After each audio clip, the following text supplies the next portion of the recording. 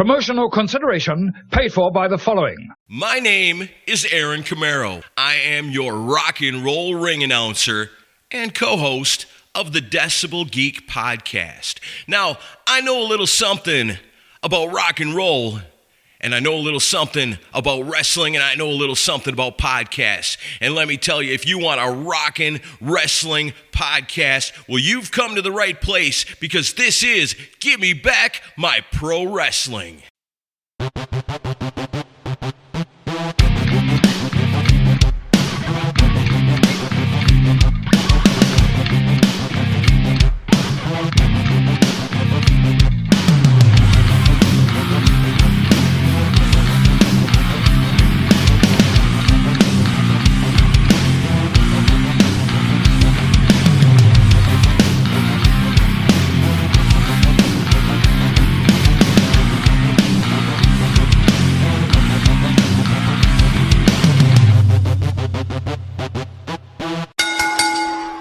Hey everybody, welcome to another episode of Give Me Back My Pro Wrestling. I am plain old yogurt still, I guess. Someone, please, for the love of God, give me a name. Of course, we are joined by the professor himself, Jimmy Bad Street. That's me. And on this special episode, we are also joined for the full episode with the Plastic Sheik himself, Jared. What's up, guys? Welcome to a full show. We don't want to work you too hard over here, but, you know, we're going to put you through the paces. Hey, I know what he does for a living. He doesn't work that hard anyway. It's fine. Mentally, maybe. I don't know. Not physically. Yeah. My dad was the same. You know, he's a pharmacist too, as everybody knows, and he wasn't there for me as a child, so I can't imagine. No, I'm just kidding. He was awesome, Dad. So, yeah. Well, the thing that's funny is, I mean, obviously everyone knows you two are brothers, and your entire family, there's like 17 pharmacists or pharmacy techs. Yeah. In the whole family. Yeah. It's like, but where you're from, you had like, you could have either been a coal miner or a pharmacist. That's pretty much the only options I think you guys had down there. Yeah. Yeah. That's pretty much it. So that good choice, Jared. I think so. Yeah, I agree. So you worked hard for it, didn't you? Yeah, he did. He went to like 12 years of school, I think, or something like that. That's why he's got all the wrinkles. Like Tommy Boy, went to a lot of school. Yeah. Those people are called doctors, Tommy. Yeah. All right. So this episode, as you can see, is our very first watch along. And this is something that Jimmy has mentioned since day one, at least off the air. And it is to watch the movie Body Slam. You're a big-time music business personal manager. Maybe a little down on your luck. But you're working on a big deal. Maybe things will change for you. Hi. What do you want from me?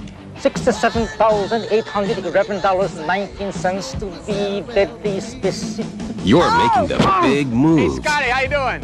No, whatever it is, the answer is absolutely not. I've been thinking about our relationship. What relationship? Message for you, Mr. Smilak. But things could be better. Maybe you ought to branch out a little. I need someone who takes no crap. Tough.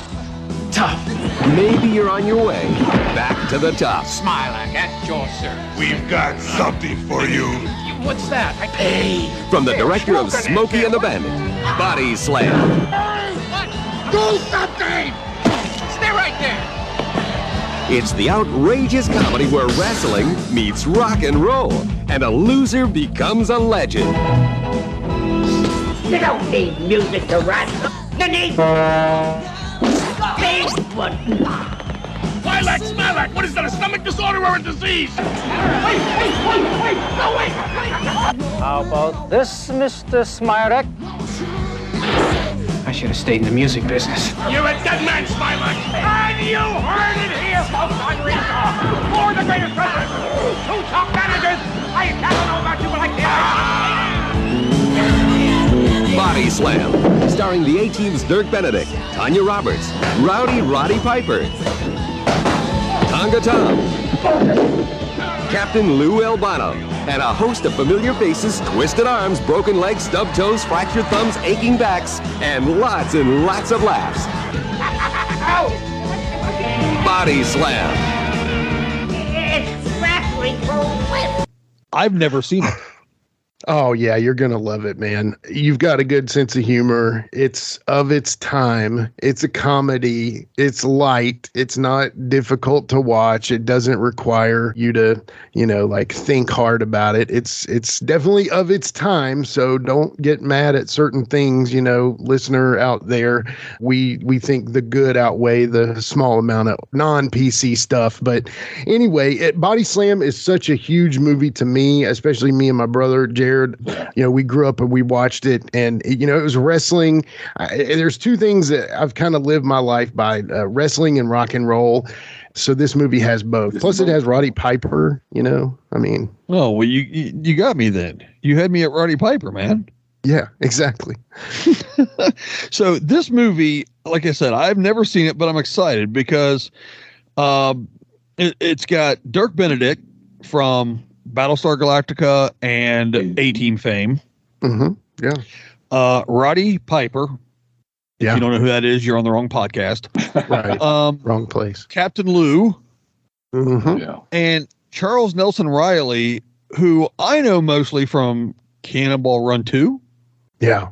Yeah. I mean, he was on all those like Hollywood Squares and the Gong Show and things like that. And I tell you, the reason I think that he was cast partially is because he was kind of that character in real life in this movie. You'll see that. Mm-hmm. But this is a Hal Needham film. Hal Needham, of course, is best known for Smokey and the Bandit. This is actually his last theatrical release. Really? And yeah. So there's other things that'll, pop up as we go. But basically, because of a fight between Dirk Needham and the writers and the producers, who were a couple of lawyers that wrote the screenplay, and basically Dirk Benedict got into a fight that Roddy Piper had to break up like a shoot. And and so it led to a lawsuit. So this was going to be released in theaters in the summer of '86. Okay. And because of the fights and the lawsuit and everything, it led to it being delayed until May of '87. And basically what ends up happening is, it was a direct to VHS release in that. So that not only killed its theatrical run, basically they just gave up on it. And then, the lawyers and producers didn't really care after that point. And,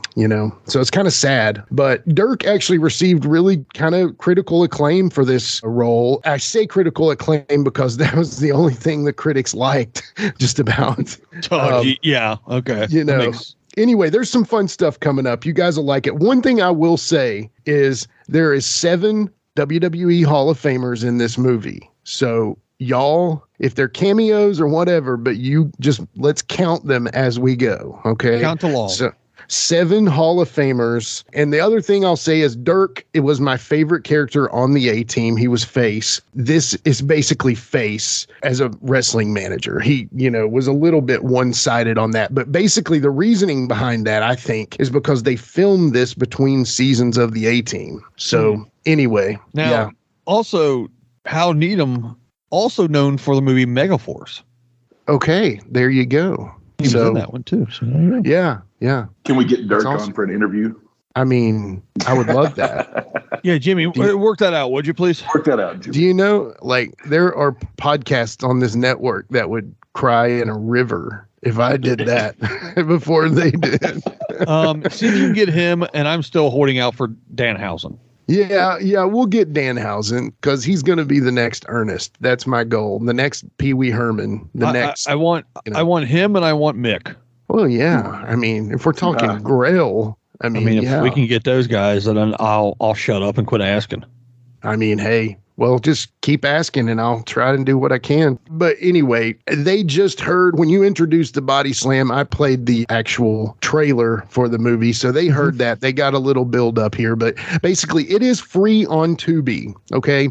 So we're going to do our very best to count in, count out hit go at the same time. If they're a couple seconds off, you'll get the point. But basically, my idea behind this is it's like DVD extras. You know what I mean? Like when you would hear the cast and everything talk while the movie was playing. Well, my idea for this is because they love our podcast out there in listener land. They'll want to hear what we say. So this is more like Criterion, the version? Is that the old school stuff would be Criterion because that's what this is? Yeah, the only release of Body Slam through Criterion. Laserdisc.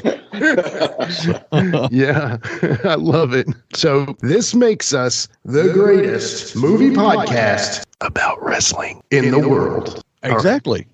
All right. Well, let's take a quick break then. When we come back, we will get into the movie Body Slam, and you will listen to us jackholes talk over it. Body Slam. This is Charlie with Gimme Back My Action Movies. And Dan. Join us every 2 weeks as we dive into the classic action movies of the 80s and 90s. That's right, Charlie. But we also take a look at some of the current films out there that still has those nostalgic feels for us. Exactly. So make sure you find us on all your major podcasting platforms. And check us out over on Facebook. We have a group where the conversation's always going 24/7. We're having a good time. I think so. I'll be back. Hey guys, this is Wolfie D from PG-13. Check out my podcast, Live and in Color with Wolfie D, every Monday at noon. We're talking Memphis, we're talking ECW, WCW, WWF, everywhere that I've been. We even have some great guests, some Hall of Famers on the show with us. Every Monday at noon, Live and in Color with Wolfie D.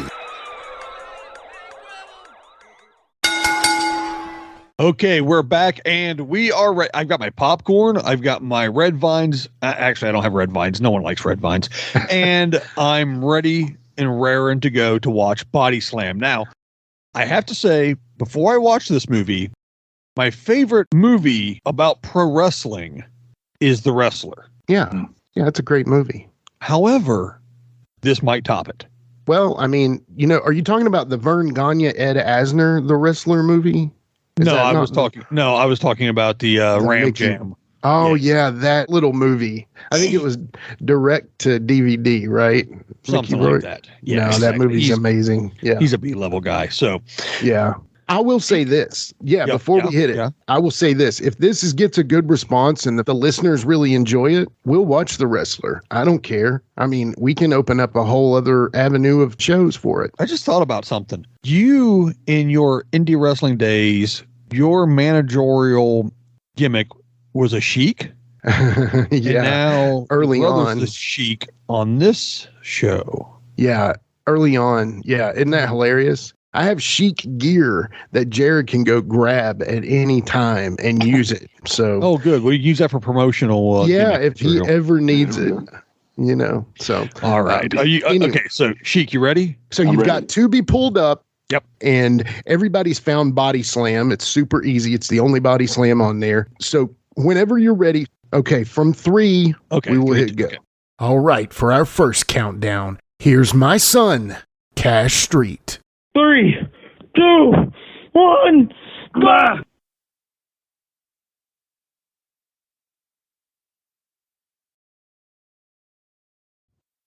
Awesome. Hear that old Orion's school kicking in. Yeah, the Orion. Man. I love this is an old Orion movie right here. Yeah. Old Orion logo. I know. I love that. Such. That'll replace your Adam's apple from the front of your neck to There's your boy right there. a leaping, flying body press. That is going to be illegal because Hal Needham film. So like I said, last directorial, that got a chance to be in the theater. Everything else, I think, went on to be in DVD or TV films. Body Slam. That's Helvetica, the font. Oh, this music is fantastic. Yeah, you got to love it, right? You got to think the Vince of like the later days would have loved to have had this as a movie tied to WWE. Oh, totally. All right, look, that car he's driving is the car that Face drove around. No, he drove a white version, didn't he? Yeah, well, I think this was Magnum TAs. I mean, Magnum PIs. Yeah. Both of them. Man, there's some names in this, though, so far. Oh, dude, yeah.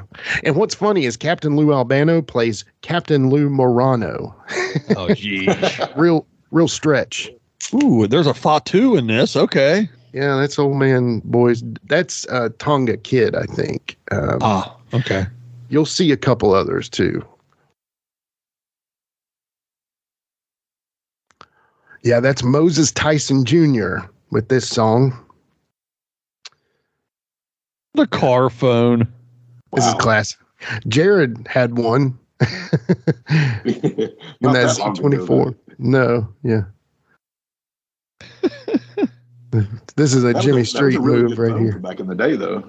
Yeah, yeah. If you and I were in the car when we were growing up, Jared, I'd be like, let me let you get out and her get in. Yeah, that's exactly right. Anyway. And I'd be like, I'll squeeze in the back here. No. The drugstore's just up the road. Yeah. So, yeah, probably Malibu. Got the Pacific Ocean to the... Got some, palm trees there. Yeah, it looks nice, yeah. Yeah. Yeah, this actually has some legit names attached to it, especially from back then. And if you look at the cast lineup, a lot of these people you will remember. You'll be like, oh, okay. Yeah, yeah. Like I screwed up before, but Billy Barty, he was in one of my favorite movies, UHF. Right. Not Weird Al's VHS. No, it was Weird Al's UHF. No, you said VHS on the last show. Man, I'm just excited to watch this and eat my corn dog dinner here as I'm watching. Yeah, eat it, man. Every time I think of UHF, I think of Spatula City. I know. Check this out. Look. So the valet is grabbing it, and look at this. Oh, message for you, Smilac. He just gets served. See ya, P.I. You know what? I might have seen this with that name, Smilac. That was familiar to me. Yeah. You may remember it. His lawyer's named Sheldon Brock Lesnar. No, I'm just kidding. Brockmeister.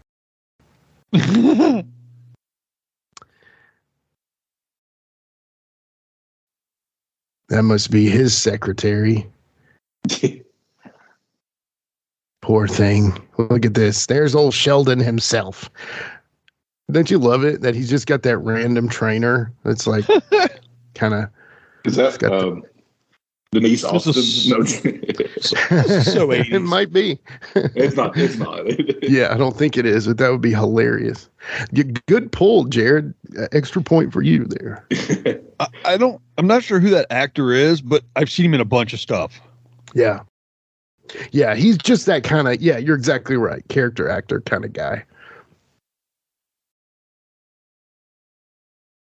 Advice on a few minor matters here.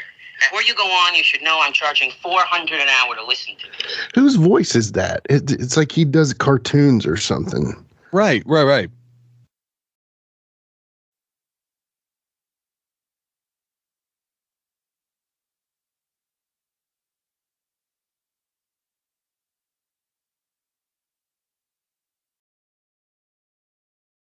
Very professional briefcase there. Yeah. That ain't no Halliburton, no. He didn't get a Halliburton until he was really in the professional wrestling.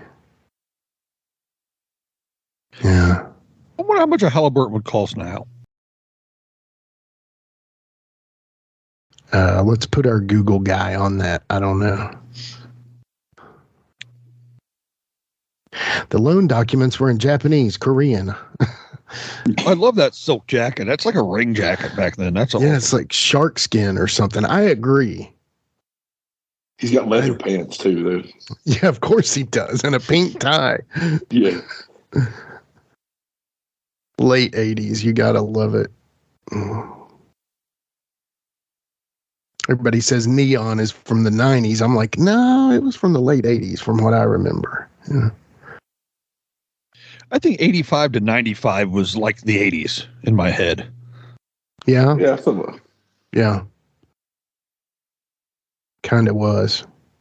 Right. Is that all about Hulk Hogan's run of 85 to 95?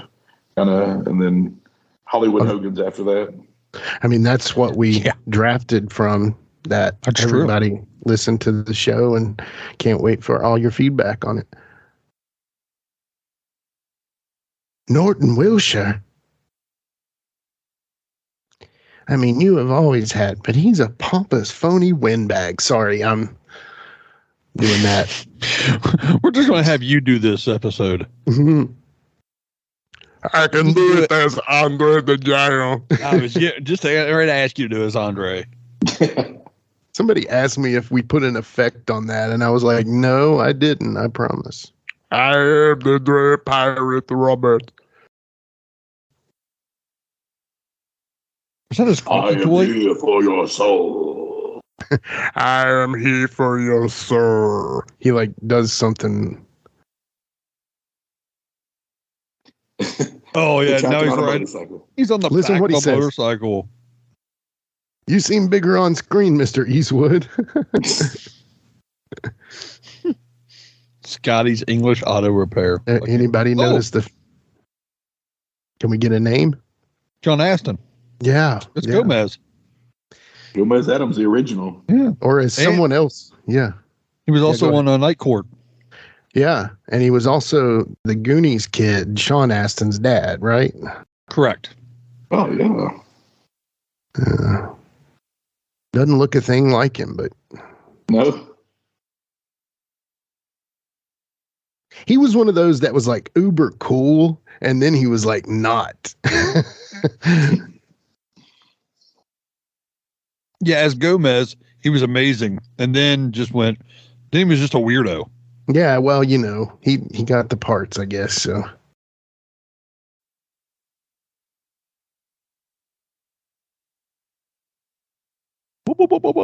Springsteen himself.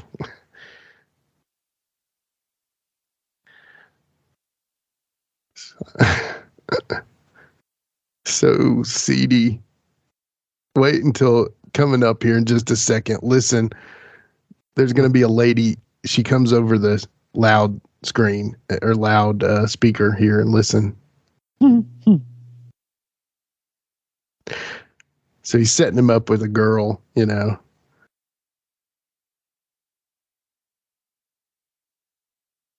He's ready to go back.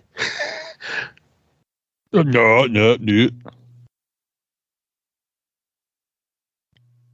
I do love that tie. Mm-hmm.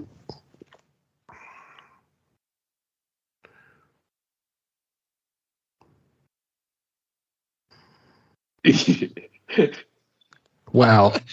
He's got a date for the show, but his wife's on line one. Yeah. And Angeline is online too. So who is that? You know, it's funny, like, tell me that 18 movie, I love that 18 movie because I thought they cast it so amazing. Yeah, the Jewish Yodeling Festival. But tell me Bradley Cooper was not perfectly cast as Face. I mean, he looks like Dirk Benedict, you know? Dude, I love that 18 movie. I mean, with Bradley Cooper in it. I mean, I think some people didn't like it, but man, I thought it was perfectly cast. Yeah. I'd rather went to the Jewish Yodeling Festival to listen to Springsteen. That guy.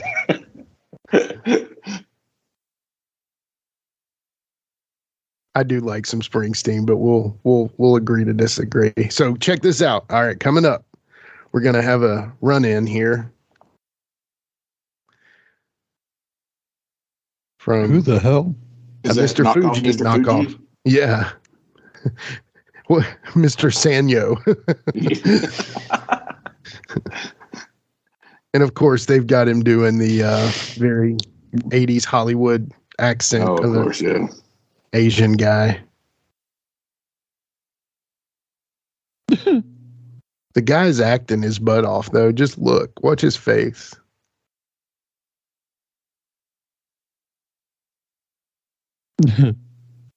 No pay, no play. So here we go. Does kimchi really mean no pay?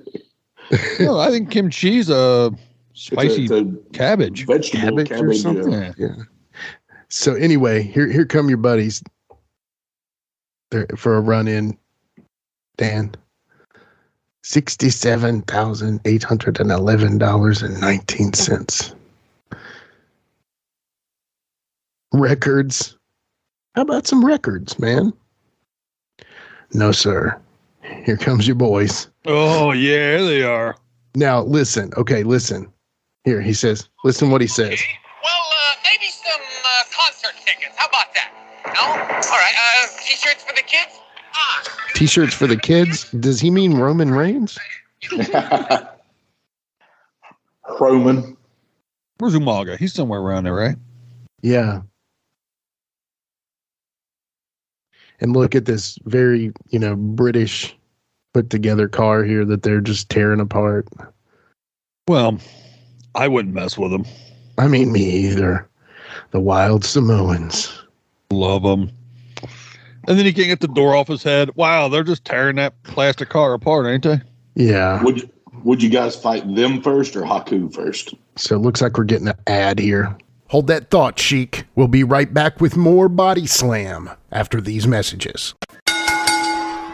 Okay, from time code 1226, we bring you back in with this countdown from the Plastic Sheik's daughter and my niece, Paisley Street. 3, 2, 1, go!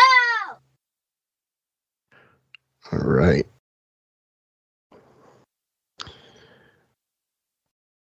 Classic. Another lavender shirt.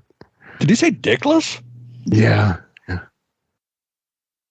There's the guy who owned the car beating on the wall.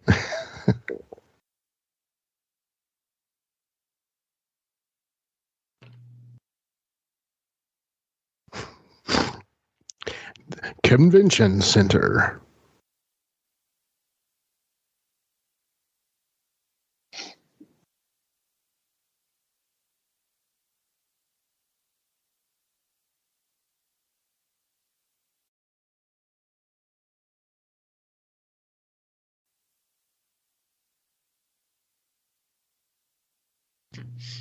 Sit the hell down, face. Look at that old Pepsi machine. Old Pepsi machine, yeah. Oh, that's awesome. Yeah. I think we had one of those at the drugstore when it was out at the old shopping center. And that's awesome. My Uncle Ricky. Wonder who Ricky could be. They are.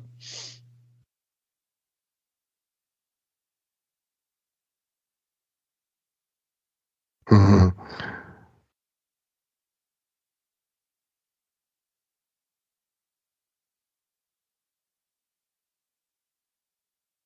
I know that voice. Yeah. There he is. But I don't know the haircut. Little Pete Rose like almost.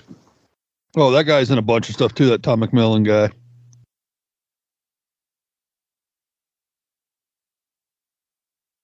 And he's always got a cigar in every movie. Cigar guy.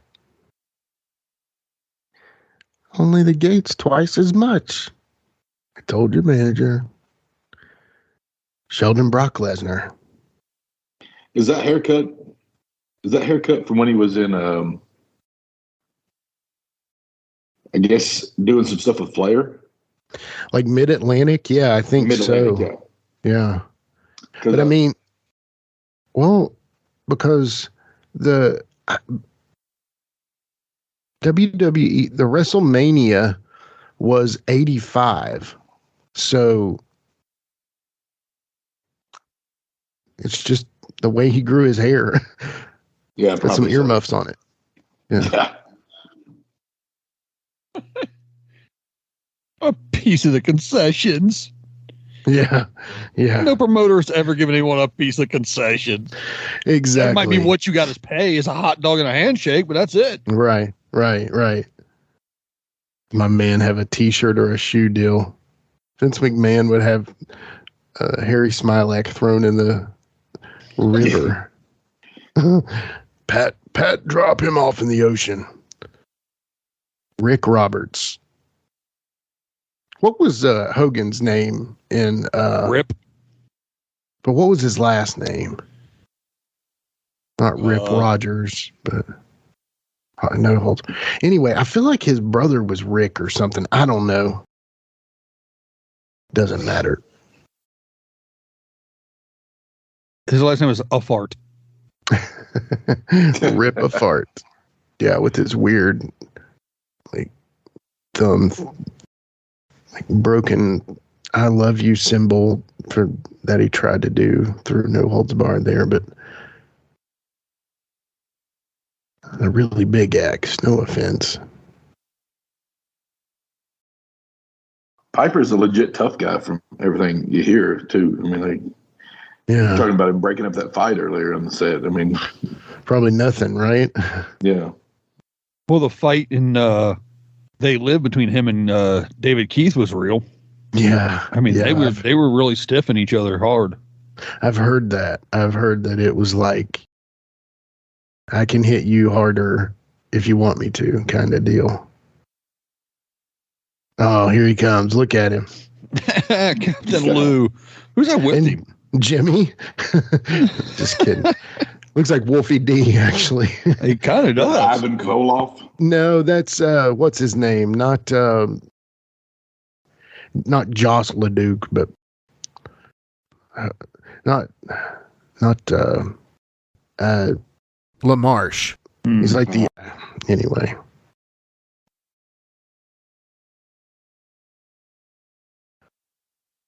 This is hilarious. Watch this.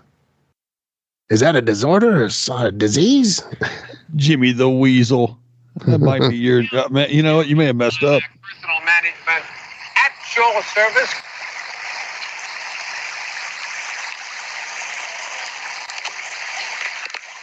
You're kidding. You're a manager. Yeah. Well. I'm smoking that here. What's Piper just gives him a lift, puts him in the water. That's hilarious. See, if that were me, the tracksuit would be falling down and my whole ass would be showing and everything. So, is that an early 80s Adidas tracksuit? That's definitely what that is. Wow, Captain Lou's driving the Corolla DeVille vehicle there from 101 Dalmatians. That's the only way I could see that being described, actually. I don't even know what that car is, but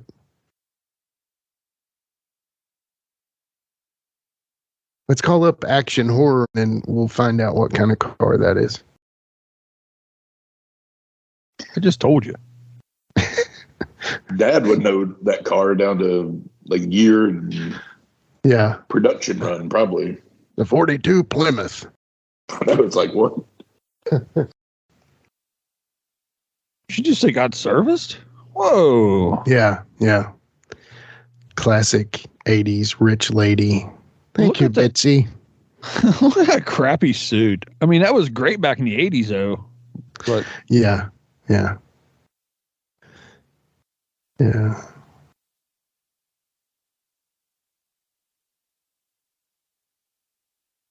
Harry Smilek. He's like, don't applaud because I haven't done anything. Right through the nose. That's an earnest move right there. What we got here?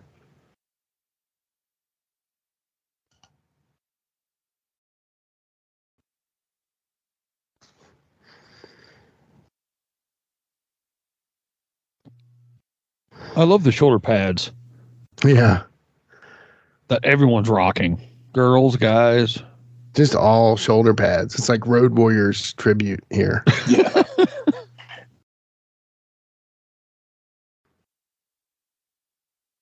Even Sheldon Brock Lesnar's got some shoulder pads. Adjourn. Have y'all ever adjourned anywhere? To the bathroom. Not that I know of. Let's all adjourn to the study. Don't worry, I'll handle it. Yeah, Tanya Roberts, ladies and gentlemen, Tanya Roberts. What else was she in? This. And maybe like a Trickster video or something. I don't know, man. She was a decently. Yeah. Was she a Bond girl? Hey, top man. faces. He said top faces. You might be onto something. I don't know. Kids, put that in the comments.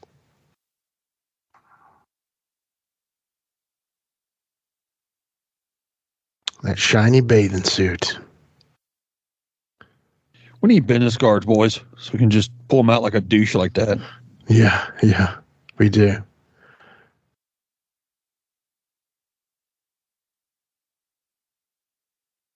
Are you calling M. Harry Smilac a douche?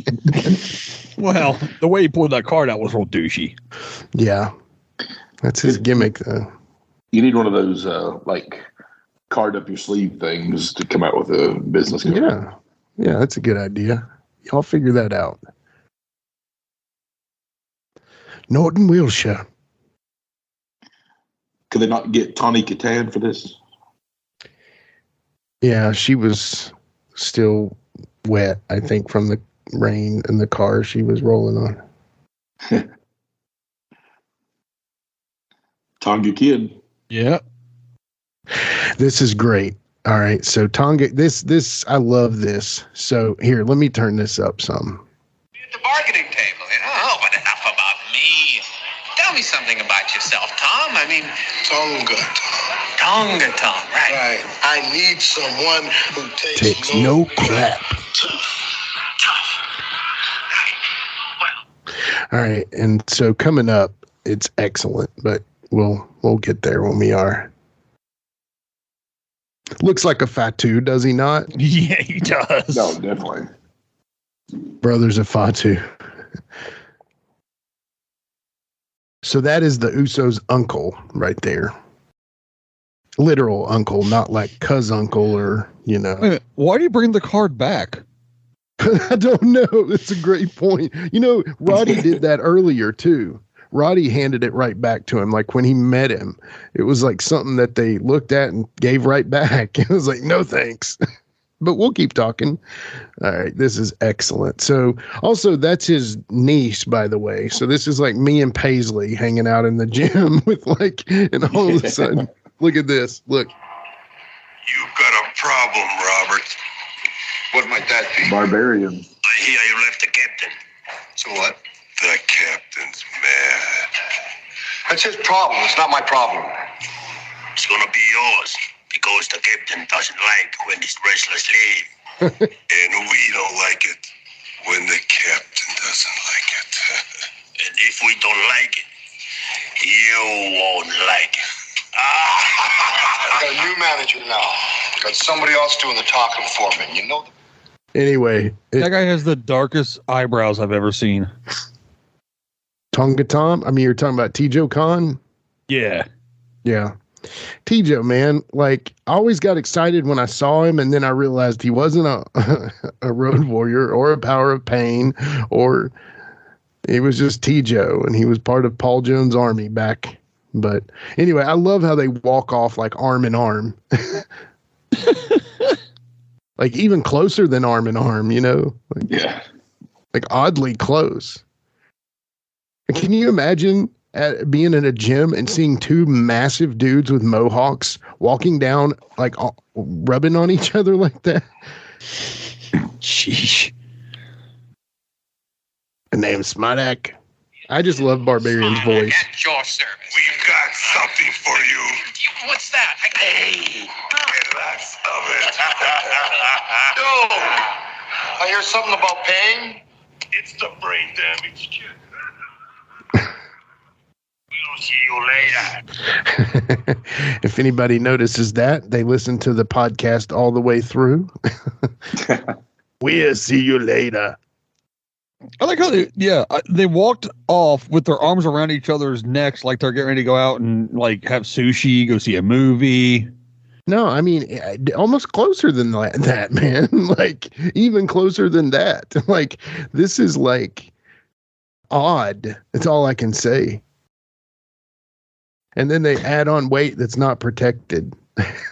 So those last plates could easily just fall right. Well, doesn't matter. He's like, get out of my way. They, arm in arm again, basically. Yeah. Arm around shoulder again. Yeah, I don't even. It's like so weird, and you know how Needham must have directed that too. Like he's like, get up on him there. Oh, yeah. Of course.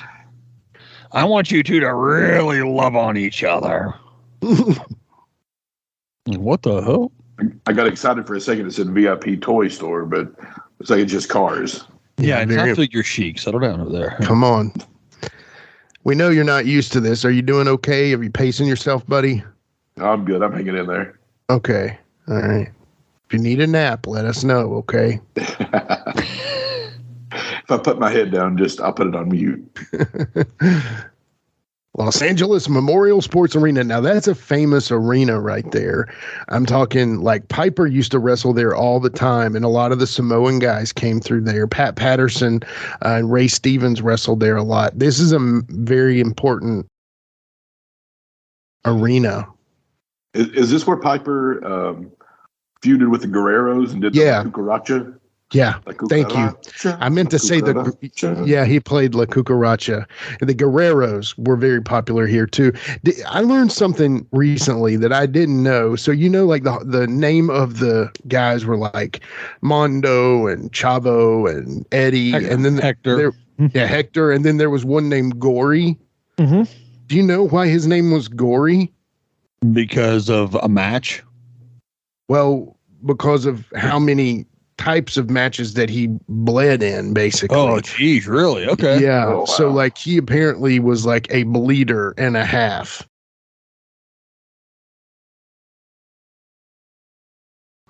Double drop kick. There's a high spot. Yeah. Rock and Roll Express move. I know, man. Wonder if they'll get Robert Gibson for the hot tag. I don't know, but I love the luchador tag team where they're just wearing white onesies basically and white masks and nothing else. No logos. That was the medics from the USWA. Team? Yeah. Go ahead. What was that WCW tag team? The Ding the Ding Bell, the Bells or something. Yeah, something like or Ding was it Ding Dongs. Yeah, it was the Ding Dongs. Yeah. Jim Hurd. He's a genius. Oh yeah. I tell you, Conrad, he even had somebody with a humps on their back so they couldn't be pinned. I tell you, that's why I lost my smile.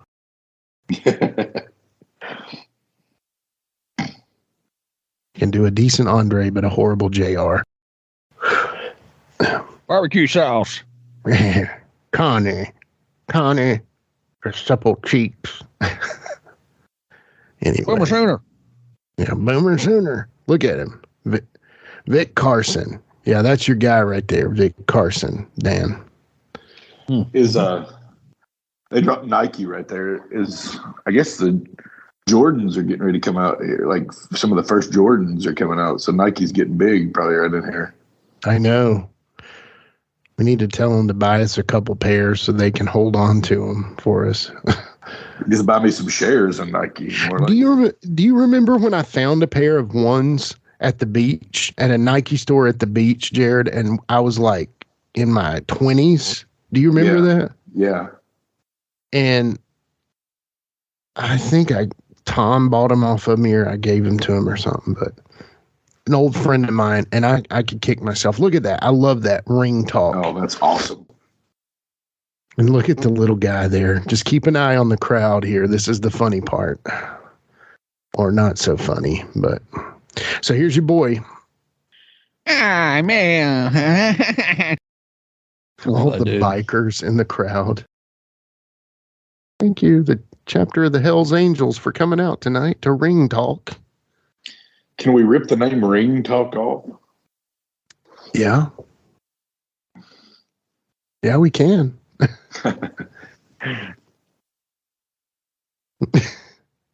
We can definitely do that.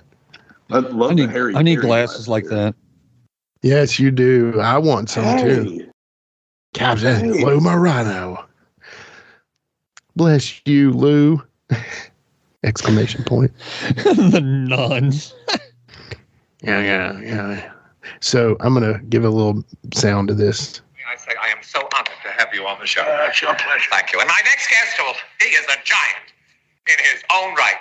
Ladies and gentlemen, the magnificent Sid McCluskey. Hey, here. Welcome to the show, Tim.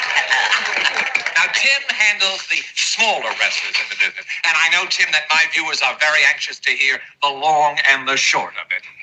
No more midget jokes, keep face, or I'll check you. He didn't change his voice much for Gwildor, did he? No. Because you got that famous whatever instrument he played in Masters of the Universe. Yeah. The Cosmic Key? The Cosmic Key. Thank you, man. I couldn't. You're welcome.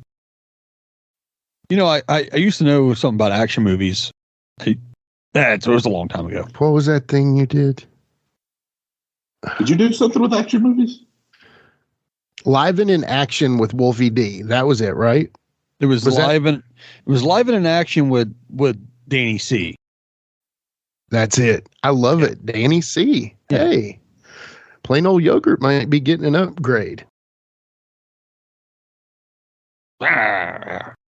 Captain Lou. Yeah. I should have brought my Captain Lou LJN to have beside me while I watch this. Dude, what's funny is like I heard stories about him. Like if WWE was in New York, he was there. Even if he was on the show or like well after just for catering. Like he would come to tear catering up. Like up until he died, they said that if they were in the area and he was nearby, he was in there eating some daggone catering. So he's like, Vince, you screwed me out of so much money. I'm going to take it back in food. You know, Captain Lou was like the Dwayne Johnson of his era. I mean, look at all the movies and stuff he was in back then. Yeah. And the stuff with Cyndi Lauper, the whole rock and wrestling. Oh, yeah. Oh, dude, totally. Goonies are good enough. That video, I love that video so much. It's like they just had to cram wrestling into that because that's what she was doing at the time. But it was like barely any Goonies stuff, but just movie clips. But you know what I'm saying? It was like weird. Wow. Yeah, did you see that sign? Yeah. The little midget guy. What was it he said, Dan? No, I'm just kidding. Things weren't perfect back then, you know? No, of course not. Call that number, Jared.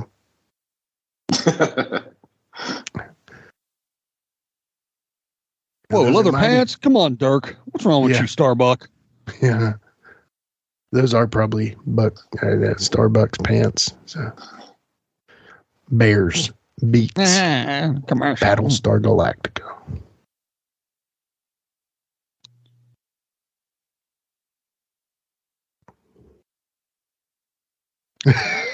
You think that was a dummy that he threw? That looked like me the only time over the top rope. That's a disqualification. That looked like me when I was in a battle royal. I'm not joking. All right. So it looks like we got an ad coming up. We'll be right back, folks. Welcome to the Monster Movie Stomp Down with me, Stompy, and my brother, Frank. Hi, I'm Frank. Join us, Sludge, Mark, and Ruben 3 times a month as we review monster movies from around the world. And don't forget about the monthly contest and trivia. Not only that, Frank, but you will find extra content like the Underdogs, Monster Mash Wednesdays, and the Friday Night Fights, each week exclusively on our Facebook and Instagram. So please join us at the Monster Movie Stomp Down. Your one-stop chomp for monster movie reviews, news, interview, trivia, laughs, and of course me, Stompy. And Frank. All right, so on marker 3432, my nephew, the Plastic Sheik Jr., Paxton Street. 3, 2, 1, go! Oh, look at that. It's like a church / town hall / living room. So, yeah, I was in a battle royal, and I was supposed to run out before anybody really got in the ring towards me. Like I was going to jump out and put myself out. but they ribbed me, and somebody told me on the way to the ring, hey, whatever he just said, don't do that. We've got to do something different. I didn't know they were ribbing me. And so I stood in the ring, like, waiting, like, and I'm like the first entrant in the battle royal, and boom, all of a sudden somebody's out there and they're like, yeah, you're out of here. And they chucked me out of the ring. And I was like, the booker was like, are you kidding me? Why didn't you jump out, dude? You know? And I was like, they told me not to. I think it's on YouTube somewhere. I'm going to find it. So. Oh, yeah, we have to find it. We need to watch along with that. Apparently, Jamie Dundee had to go to high school in one of those because he got his neck broke by Sid. Has those neck braces ever actually done anything worth a damn? Besides being insurance scams. Insurance scams. So, all right. So up until this point, how many Hall of Famers can we count? Well, let's see. Piper. 2 at least. Piper and Captain Lou. Yeah, Captain Lou. Yeah. Piper and Captain Lou. Yeah. Hopefully one day, like somebody like Barbarian will make it in, you know. They might end up putting the whole Fatu family in, you know. All 90 of them? Yeah, yeah. Let's not do this per year. Let's just do it all at once. Even the future people, like Roman Reigns, your kids, and Roman Reigns. The Rock's daughter that's in the Performance Center right now. Yeah, but I've heard at the Performance Center right now, it's 90 days, and if you don't show any progress, no matter where you're at, you're gone. That's like apparently Vince's new creed right now. So, you think that applies to the Rock's daughter, though? Probably not. They're going to do their best for that. I love those videos where it's the guy that's roller skating to the car and he like falls and the drinks go everywhere and it's going around online. It's funny. So. I think of the first Vacation movie where they put the tray on the window and it just breaks the window. Yeah. Yeah. Yeah, look, no one is putting a bag of greasy ass fries on the dash of a Rolls Royce, okay? Yeah, exactly. You don't think, Dan? Come on, man. Why? It shows she doesn't care. It shows she's not like all the others. Look at that cup. This is A&W. Nice. AEW's here. That's your one, Dan. That's your one mention. No, I'm just kidding. You know what? Danhausen got hired to work there too. I heard that. Kenwood. Look at that. What do you think that Kenwood cost back in the day? Oh, that was a couple $100 at least, right there. At least, because I know how much mine cost. So.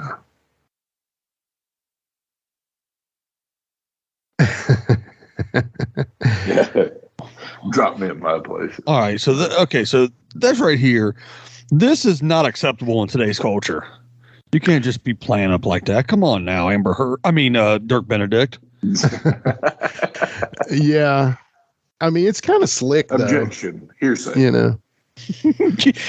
Objection. You're objecting yourself? Did you see that clip yet? Oh, man. Yeah. I think he's living at the 2.5 Men house, too. Nobody. Oh, yeah, it looks like it. The beach house. Yeah. It could. Well, it was a beach house. It could have been. Steven Tyler lives down the beach from him. Yeah, man. He's selling too. Look at him. He's selling. He sells better than some of the new people. Yeah. There you go. I had to be an old grumpy vet. Yeah.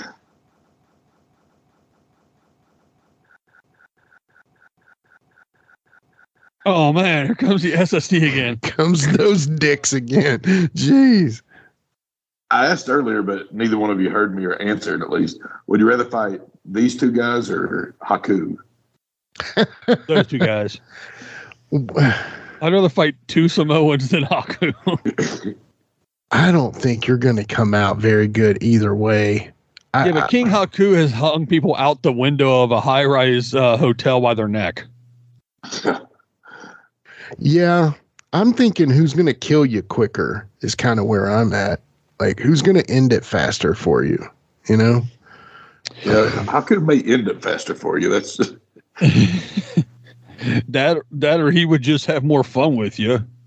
Anybody watch Young Rock on Tuesday. My buddy Luke Hawks played Stone Cold on that. It was awesome. You know Luke Hawks? That's awesome. I do know Luke Hawks. Yeah. Yeah. I know. I mean, I don't know Luke Hawks, but I know who Luke Hawks is. Yeah, he's awesome. He's really. Who played Mankind in that? Mankind, not sure. All I know, the names, the guy who plays Triple H is like an Australian wrestler. And Stone Cold, of course, was Luke Hawks. And then, of course, Brooklyn Brawler was Colt Cabana. So. Yeah, that was cool. But Colt Cabana. Who was Colt?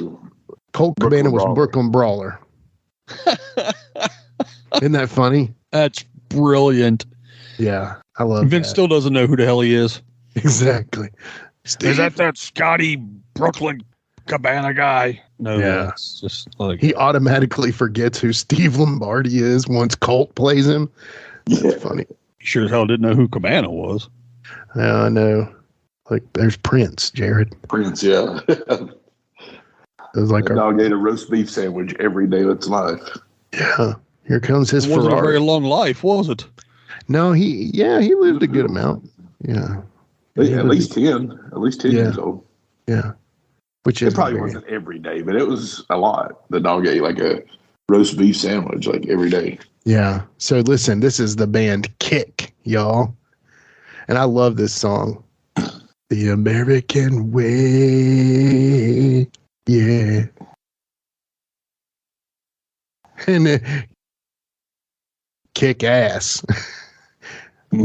Let's spray paint on our own house stuff. The lead singer's got That's the band space, man. Yeah, yeah. The lead singer looks like the dude from the California Dreams. Yeah. He's got I was going to say the California Raisins. He's got a Marty McFly vibe, the lead singer does. Yeah, I can see that. I never stop thinking, day and night and day, thinking of ways to make you guys famous. Harry, bottom line, do we have a gig? Don't. Well, and Well, of course you do.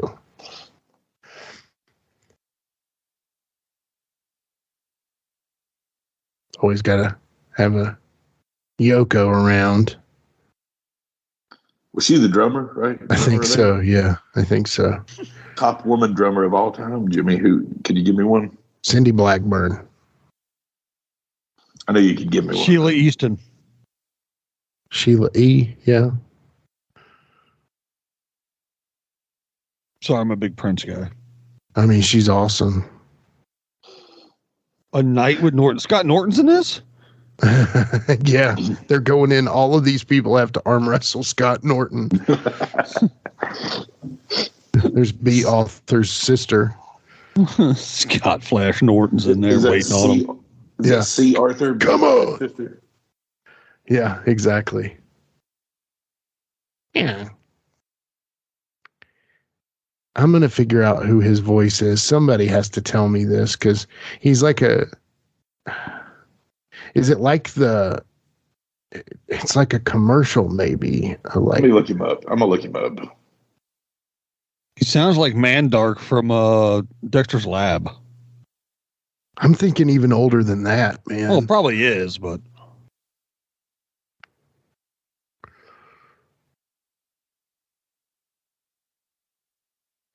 I'm a douche.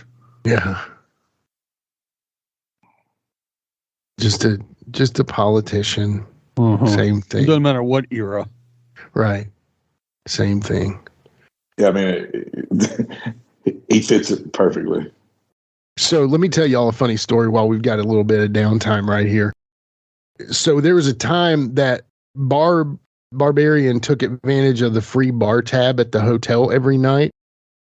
And so one night, it was like getting near end of filming. So he drank so much one night that he wouldn't leave the bar because it was free and the movie studio was paying for it. And so the cops came, and this is kind of famous. Barb beat up some cops. I don't know if y'all have ever heard of that. I have heard that story. Yeah. And basically Barbarian beat up some cops, and he had to get his wife to come bail him out of jail. And at the time, she lived in Charlotte. They still live in Charlotte, actually. down meow where I am. And yeah, she had to come bail him out of the jail because he got into a fight. All right. You were talking cartoons with this guy. Yeah. He was in the Snorks. That's it. He was Junior Wentworth. Yeah, that's it. That is it. This next one's the one I know him from, though. He was Donatello in the Teenage Mutant Ninja Turtles. That's okay. Oh, I can hear Donatello now that I hear it. Yep. I want to say he like was in SWAT Cats. Yeah, the Radical Squadron. Yeah. Never heard of that, but okay. What about wonder if he did like Baxter in any commercials or something, like Baxter the cat or something. I don't know what I'm talking about. Like a Tender Vittles commercial or something. I don't know. Do you remember the Pac-Man cartoon? He was in that. Very little. Was he? Oh. I do love me some Snorks though, y'all. Yeah, Snorks is good. Let's put the Smurfs under. You know what? At least Piper's still wearing the same gear he wore like in modern WWE, before. He never changed, did he? No, they're not gonna. Yeah, they're not changing. He was Clamhead in Jabberjaw TV series. Okay, gotcha. No. Yeah, who called? Well, your lawyer called. He was real mad. No. He said they had to get back all the money from last night. Yeah. Who else? The band Kicks called. They weren't too happy either. Also... Wait a minute. You mean there's more? Yeah. Who? They learned more English. Oh, no. Don't tell.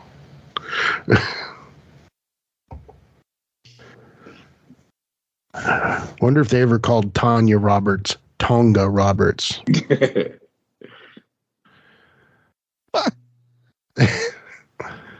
From Evanston, Illinois, America's heartland. Quick. Where'd they say he was from? Where was he built from? Evanston, Illinois. Oh, no, he wasn't. I mean, that's a Saskatoon accent if I've ever heard one. Quick, Rick.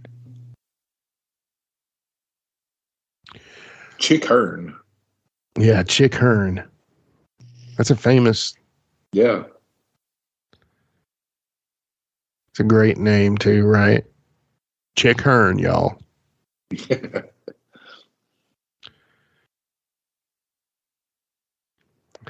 Axe and Hammer, the Cannibals. Axe and Smash Demolition. He's got him on the chains. Perfect. Yeah. Love it. Yeah, all this works, right? The face paint and everything. Yeah. Perfect. Yeah.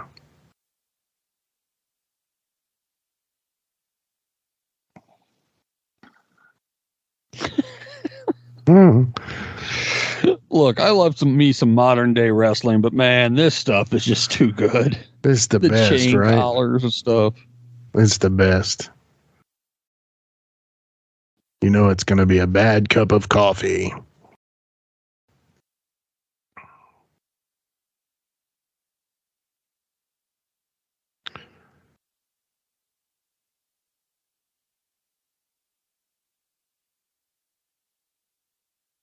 Mm-hmm.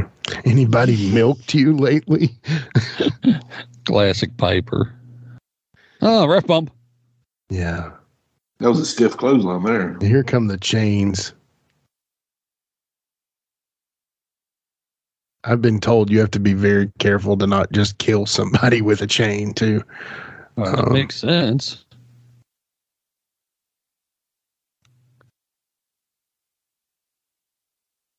Also in Tennessee, everything is brass knuckles, even though I could have a chain. He's got brass knuckles. Well, it's Tennessee. I mean, you know.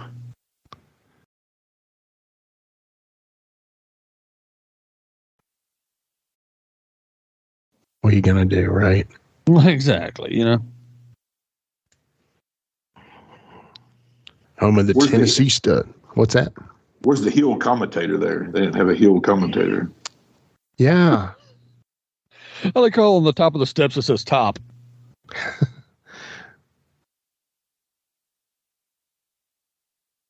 Maybe it's those wooden jobs that separated from the ring, and they.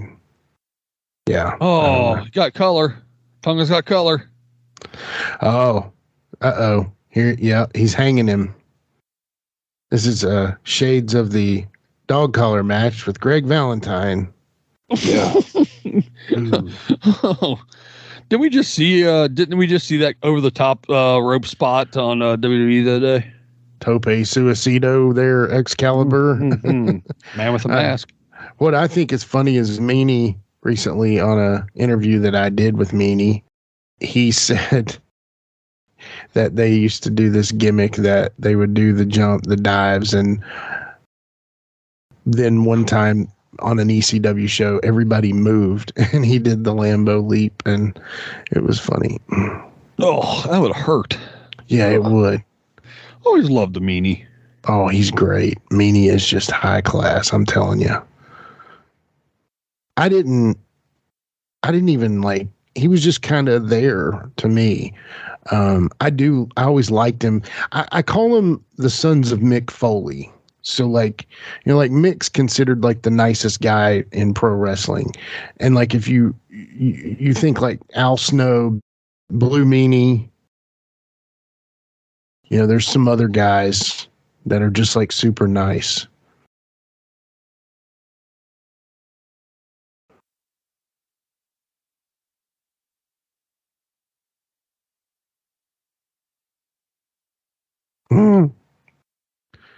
That guy looks wrecked.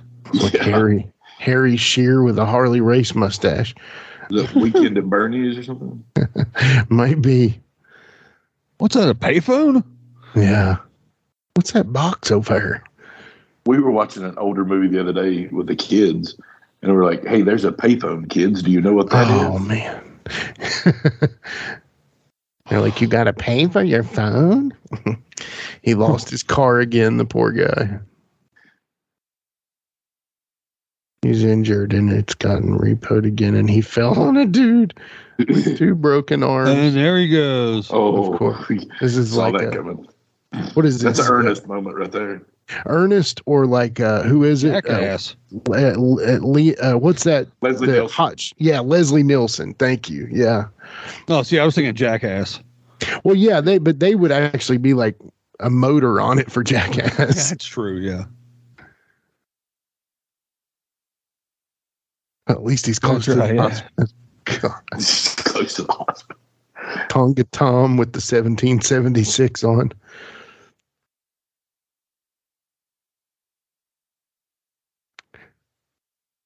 Roddy's got his COVID mask on his chin. His next interaction, nice.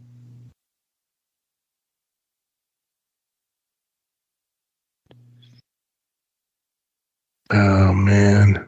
Look at them beds. Thank God for modern medicine. Yeah. Yeah.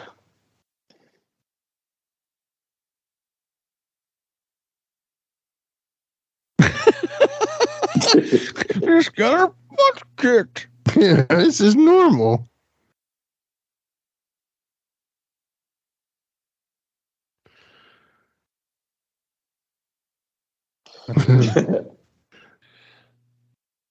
I like that Piper's got a featured part on this, and so does Tonga Kid. Yeah, yeah. And Tonga really never came back to the WWE after this. He did. I think he was in UWF with the Herb. Was you going to say Herb Dean? Yeah, I was UFC referee. That Herb, guy. What was that? Herb. I was going to say Herb Alpert and the Tijuana Brass, so I'm not much better. Mm-hmm. Here's sad Harry. I love the cut off sweatshirt. Yeah, that's my father-in-law. That's the Rodney Lester. I need to start rocking that outfit. That's good. Like Piper makes it look good though. Yeah, he pulls it off. Yeah. Like Piper was never a body guy necessarily, but he was always, and this will sound real weird, but he was like, he was always thick though. Like if you don't really pay attention, and then you see Piper next to just a regular dude, you're like, yeah. Piper was not a small cat. No. I mean, in a way, kind of like Flair's body, really. I mean, like, yeah. He's probably thicker than Flair, but I mean, like, a big head too. He was a little gassed up, against Hogan, but he came back after he did movies for a while. He came back and wrestled Bret Hart for that run as the Intercontinental Champion. He was pretty cut then. Like he looked pretty good then, But he was pretty gassed up against Hogan. He wasn't really like cut. He was like power lifter kind of look. It's a crying shame that he never held the top belt. Yeah, it's true. Yeah, but you know what though? I always considered the IC strap more of the workers title anyway. It was. But that's the thing is like Piper. Yeah, he could work obviously, but like he was such an entertainment guy that you would think that he would have had a chance of getting a top run, but he wasn't a big giant dude, so I guess it makes sense. Yeah. Do you think? Yeah. I mean, do you think that if he had stuck around and stuck with it, and that if he had done everything the way Vince wanted him to, and everything like that they might have like let him take it off Hogan for like 4 to 5 months, and then get it back to Hogan at the next big show? I don't know. You never know, man. I mean, Hogan acts like that Piper kind of got himself in a bad situation by not like wanting to work with Mr. T and stuff like that. So you missed out on a lot of money, brother. I mean, does a lot of money mean the strap? No, but it could be. Yeah. I mean, from what Hogan has said, and not a lot of it is always the most truthful. Like he said, the Cincinnati Reds wanted to draft him. He said he auditioned for Metallica to replace Cliff Burton on the bass. Like Hogan said some pretty out there crap. But, like Macho Man was the Cincinnati Red. And, yes, I don't know that Metallica has gone on record as saying, no, that's not true. We never tried out, But we would absolutely interview Hulk Hogan on this show anytime. Sure. Hulkster. Come on, man. All right, who's that taking the bump there? Who was that? Oh, man. Bald-headed McGee? Yeah. Moondog Spot? No. Yeah. It's not Spotty. He had big old blonde hair with a big blonde beard, but it looked like a Moondog Jr. kind of deal. Yeah. So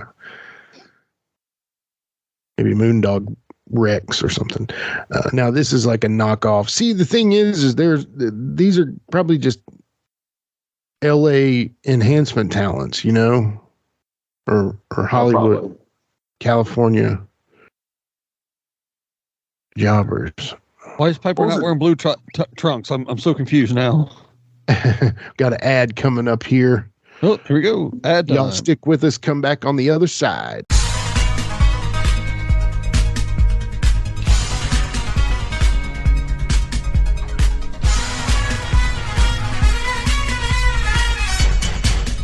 Are you a pro wrestling fan? Well, stop by Captain's Corner, where you can get autographed photos, cards, magazines, and figures from all of your favorite wrestling superstars of the past, present, and future. You'll also be able to participate in live signings in the weeks and months to come. Make sure to stop by Captain's Corner on Facebook and give us a holler. Remember, cheers to the working man.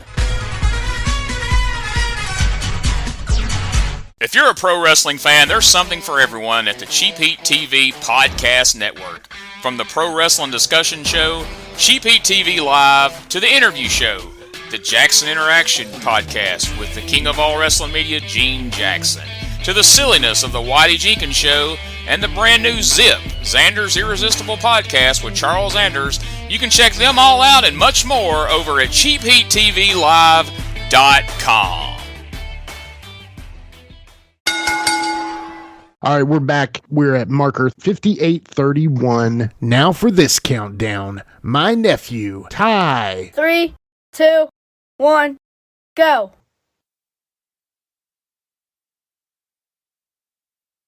Now this guy's got to be like a Andy Griffith show castmate somehow or something. You know what I'm saying? Elmo. Why is his face flat? Well, he's 2D, Dan. He's got the flattest face I've ever seen. He's a 8-bit character. Damn, gee whiz.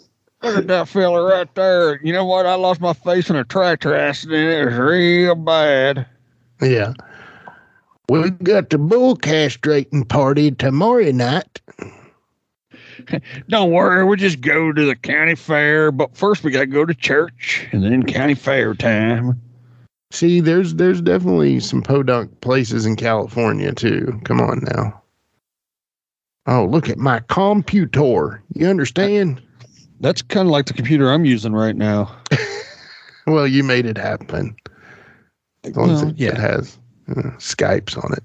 So.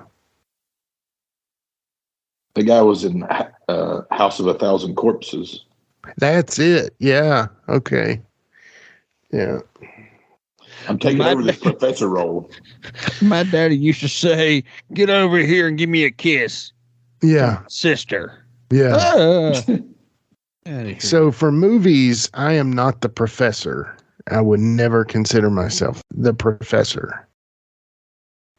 Yes, but would you consider yourself some type of, I don't know, like overlord? Yeah. No, dude, that I'm guy is a character actor extreme. He has been in so much stuff. Really? I mean, he was in MASH, Dukes of Hazzard, The Incredible Hulk, SWAT, The Rockford Files. Oh, that's a good one. James Gardner, yeah. I love that entrance music on the Rockford Files. Dun, dun, He was a Knight Rider. I mean, yeah. Dun it, dun it, dun it. Rock and wrestling. That's just one of your old fruit and fireworks stands. I'd like to have one of those signs advertising it. Yeah, me too. That would be cool. I can tell why this movie was one of your favorites, man. If I would have seen this back then, yeah, I would have been all over this. Oh, totally. As yeah. a kid, I'd have been all over this shit. Yeah, it's a no-brainer, right? I mean, it's up there with Raising Arizona for us. That's a good one. It is a good one. Awfully good cereal flakes, Miss McDonough. Mrs. McDonough. Dad hated that movie, didn't he? Or hates it, Mom right? and Dad both hate that movie. Like, I talked about it the other day around them, and they were like, "Y'all used to watch that movie all the time." I was like, "It was great. It was funny. It's hilarious." Yeah. Look at them turnbuckles. That's quality. It's like an oversized LJN ring. I've seen worse. I'll be honest. You've probably been in worse. Yeah, it's. Look, that's the lady from The Wedding Singer. Wedding Singer. Yeah. Was it really? That's awesome. Hip hop, hippity hippity hop, hip hop. Yeah. Yeah. The hip hop, hip into the ramen. Let's give it a little volume.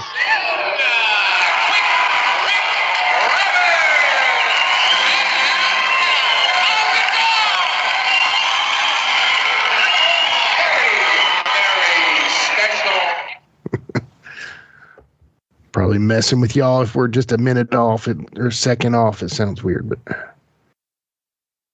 to any two local boys who think they can pin either Tonga Tom or Quick. That's what she said, Roberts. Is Pee Wee Hutchins. Where are you, Pee Wee? Is he a milkman? Yeah. Here I am, Elmo. Emo. It's like, is that the dude from Animal House? We'll have to see. See. And there's his buddy. Haystack Calhoun. I mean, yeah, right. That's more like Flapjack Calhoun.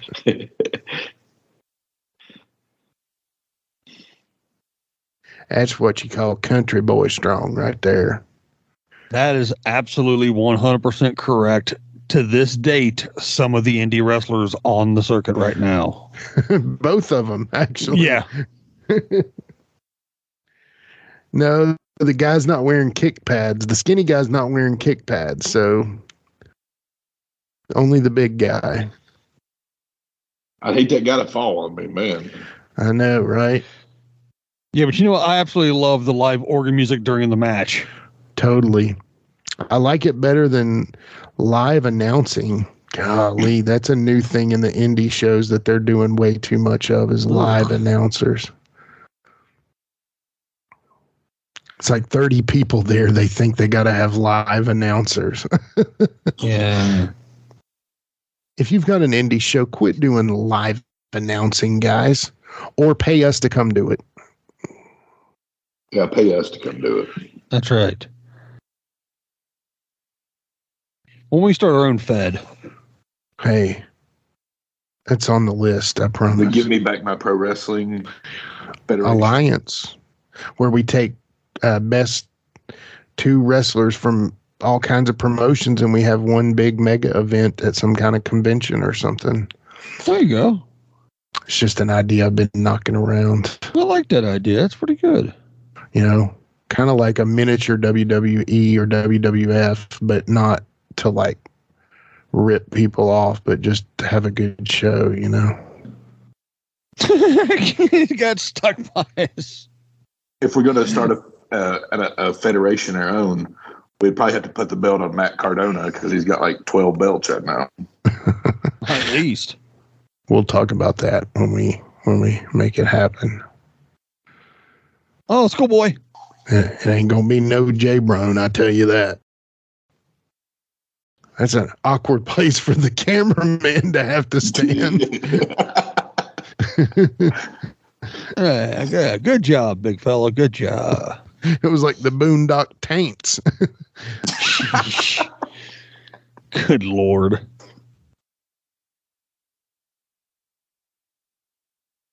Boys, I swear, you just kill her.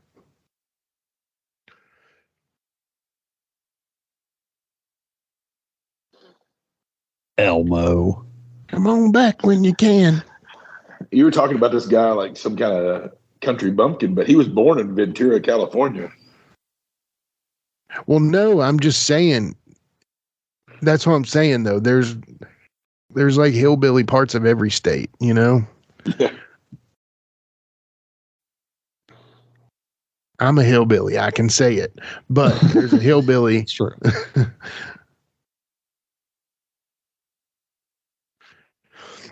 The rock and wrestling movie is what this thing is, man. It is, dude. So did they steal the name or did Vince steal the name? Well, it was never like he trademarked it, you know? Oh, he okay. didn't trademark it. I think it was they specifically trademarked Hulk Hogan's Rock and Wrestling. There it is. Yeah. I don't think they fell to pieces about stuff like that either back then. You know what I mean? Oh, yeah. Was like there, did anyone in rock and wrestling actually do their own voices? Or was it all voice actors in that cartoon? It was all voice actors. Yeah. Brad Garrett Dean was a voice actor. Yeah, I know. Brad Garrett as Hulk Hogan. I mean, Raymond's brother. Hey, Raymond, brother. Yeah. So, like, I love that cartoon. And I feel like LJN really missed the boat on not making the characters look like the cartoon. Yeah. But the cartoon didn't last long enough. And it just sucked that it's not like widely available, you know. I'm interested in this rock and roll wrestling business you got here.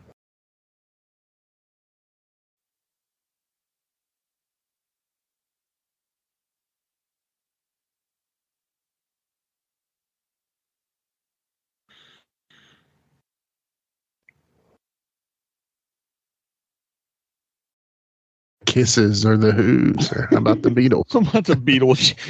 He's like, what about the Beatles, schmuck? Yeah. Rolling Stone. Rolling Stone. Yeah.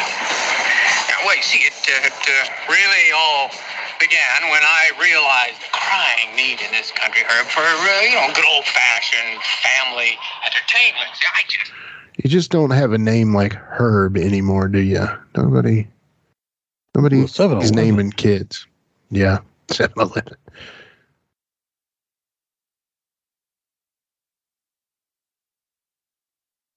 That duster there. Look at that. It's like a sweater duster or something. Or like a sweater. No, I was thinking it was like that, but it's almost like made of like tweed. Yeah. Herb Abrams. I came up with that guy's name. Herb Abrams. Good job. There you go. There's another Had point. to think about it forever. The drummer has to play in that like Pentecostal skirt too. Dude, classic 80s wrestlers walking around with no shirt on, basically open shirts and stuff. I thought that was slick, but that's Tonga Tom. Oh my goodness. I thought we were going to see Akeem there for a second. Yeah.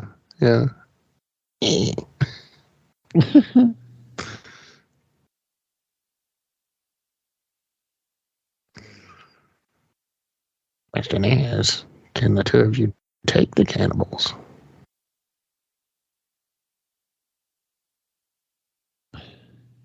Those guys have had the belts for 5 long years.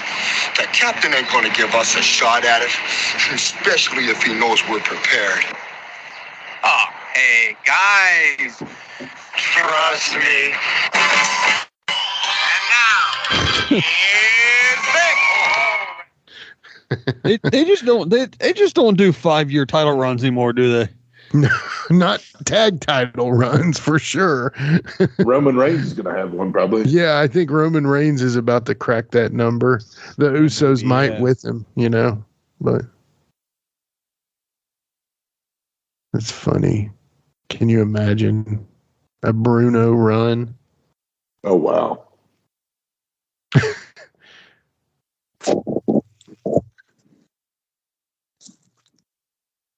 I just don't know if I don't know. Every like off the record, everybody that we talk with sometimes on the Wolfie show, like keeps saying that Roman Reigns is going to be leaving in like 5 years and he's going to Hollywood. You need balls, big ones.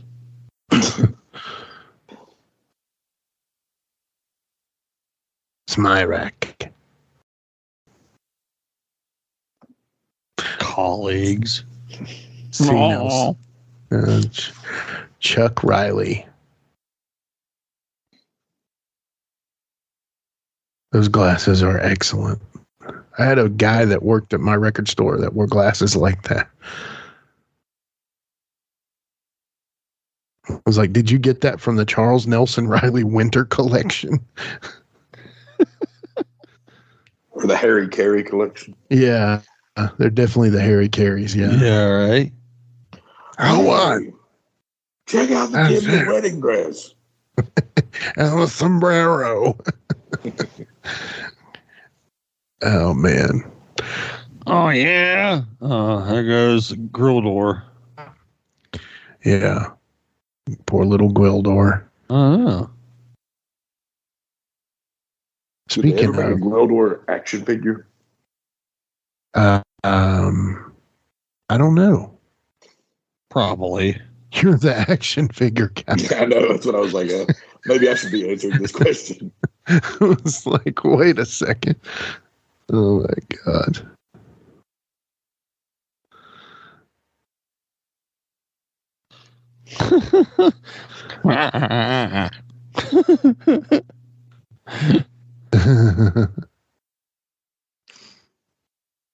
Hey, Luigi. Let's get Bowser. Settle down, Mario. Yeah. So shout out to. Did they do make a Gwildor action figure? It's a newer action figure. It's like a Masters of the Universe Classics. Gotcha. Does he have the cosmic key with him? He does have the cosmic key with him. You know it. You would have to. Maybe there's another one too. There looks like there's another one. As Captain Lou was on the screen, I want to give a shout out to my buddy and member of the Give Me Back My Pro Wrestling Facebook group, Curtis Cole, who is the biggest Captain Lou fan I know. Legit. Shout out, Curtis. We're giving you a shout out here. Hi, Curtis. What's up, Curtis?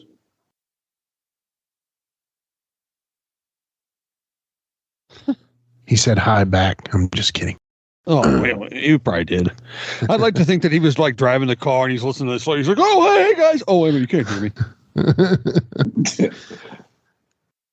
Some podcast I listen to, I want to be like, you idiots, you said the wrong thing. But looks like we got an ad coming up here. So we'll be right back.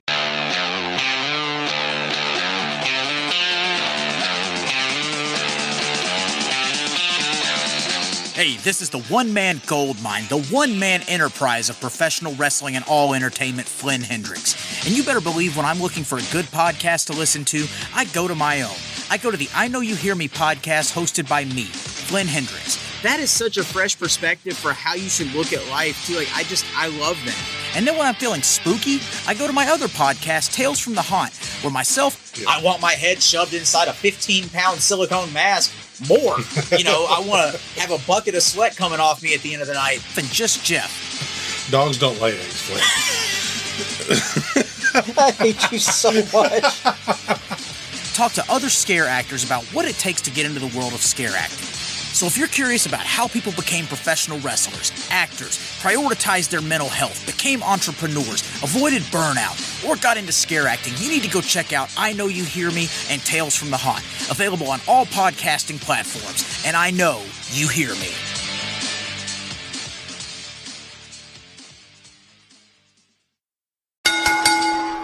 We are back with Body Slam in the last legs here at 1:14:12.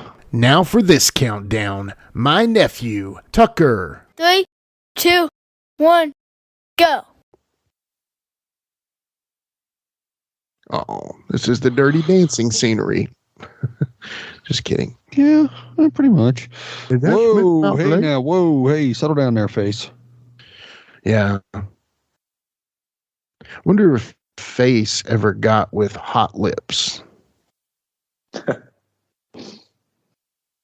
Whoa, Diamond, whoa, settle down.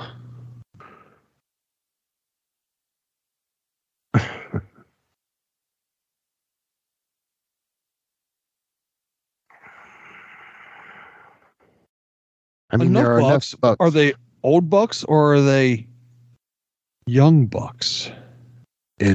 They're probably old by now. So. Oh, okay. All right. I was just trying to name drop in there.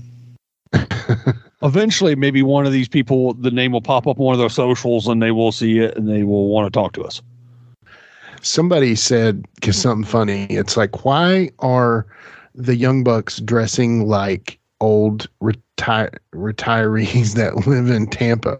And I'm like, it's a great gimmick, though. I mean, they're California kids, and they, what are you going to do? It's hot in Jacksonville. Comes Captain Lou Corilla DeVille there. Now, that's a sweet jacket, too. Yeah. Yeah, I'd love to have that one. We should get silk ring jackets. Mr. Kill. Well. Now, what could possibly bring you out here tonight? What do you think, Spirit? This is.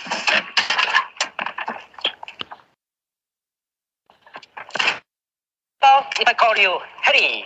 Oh, I don't know. I've kind of gotten used to Smyrack. Oh. Okay. No more Mr. Nice Guy. It looks like they have a generator or something in the back of that brat.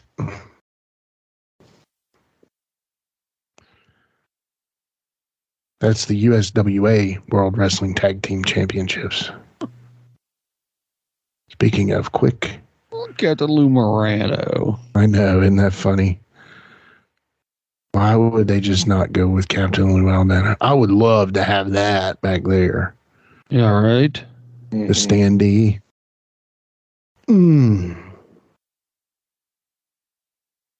Man, oh man, would I love to have that. Well, Smilek's dead. We know that at least from that interview. Yeah. I have a Dusty Rhodes standee where he's like standing with all the Mellow Yellow cans that have the wrestlers on them. The dad didn't I don't throw know. it away. He better not have it. It's upstairs. And I was going to say, he's like, let's throw that away. That looks like Jimmy's. Let's throw that away.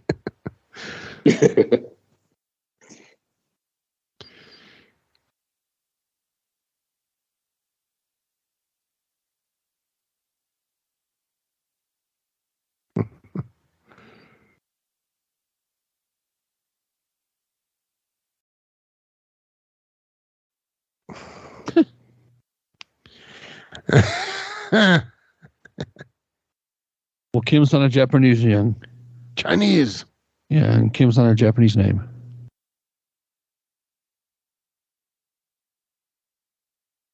We're learning all kinds of stuff here. See the generator or something? Oh, it's a Jaws of Life. Oh my! Well, the generator is connected to the Jaws of Life. That's like a dreadnought tool right there. Yeah. Ripper. Old school Jaws, yeah. I want one of them headsets to do this podcast with. One of them. They don't big sound ass old school ones. Oh, Freddie Blassie, Ric Flair, Bruno. So yeah, how many we counting here? So there's the man, the Nature Boy. There's number 3. Is that woman? Yeah, it is. Blassie. And then there's Freddie Blassie. There's number 4. Ah, you pencil neck geek. I love Blassie. He's great. He's great. Andy Kaufman has a thing. My breakfast with Blassie. You guys should check that out. Is that Jeff Jarrett beside him? Sheik Adnan. There's Bruno. There's 5. Bruno looks good there. Yeah. Walking on the table. I know. Little fella. Yeah. Hey, Tim. If you could find one that sounds good, I know some people that use those for podcasts that I'm not too crazy about the sound of. They don't have a rich tone. They kind of have like a tinny sound to them. Oh, yeah, I'm sure. Here he comes. Let's hear this. I got to play this.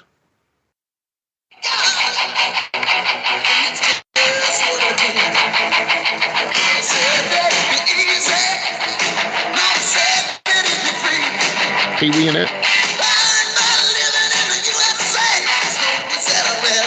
Elmo.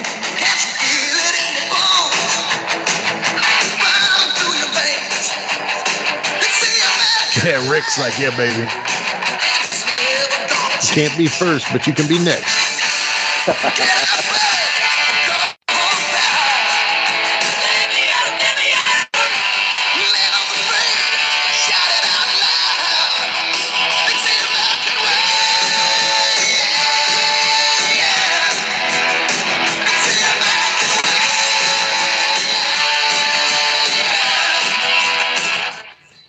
Anyway, that's pretty good. It does look like that dude from Animal House, but I don't think it is.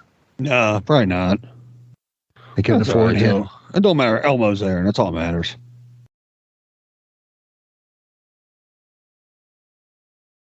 Flair's probably like Space Mountain just down the road, or yeah. With me. Yeah. You got a line of people waiting to ride Space Mountain. Oh, they got matching gear. Oh, Piper still got his blue knee pads on, though. You know, Piper was, I've heard, one of the more frugal wrestlers. Not like Owen or Mick Foley, but or Randy Savage.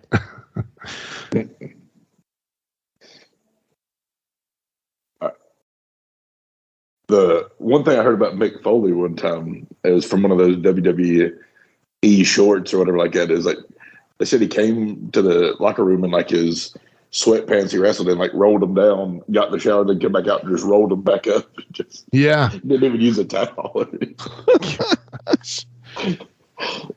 Oh man, what are they gonna do to this poor rock and roll band?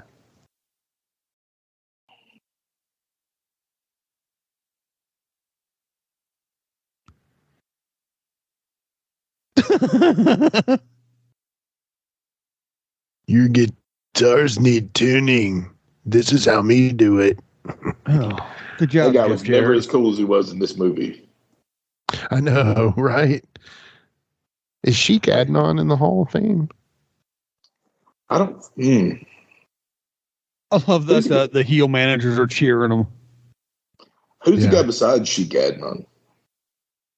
The blonde guy. Freddie Blassie? Or are you talking about the guy that looks like Jeff Jarrett? Yeah, the young Barry Windham looking guy. Yeah. I don't think that's Barry, but if it is Barry, that's Barry. For sure.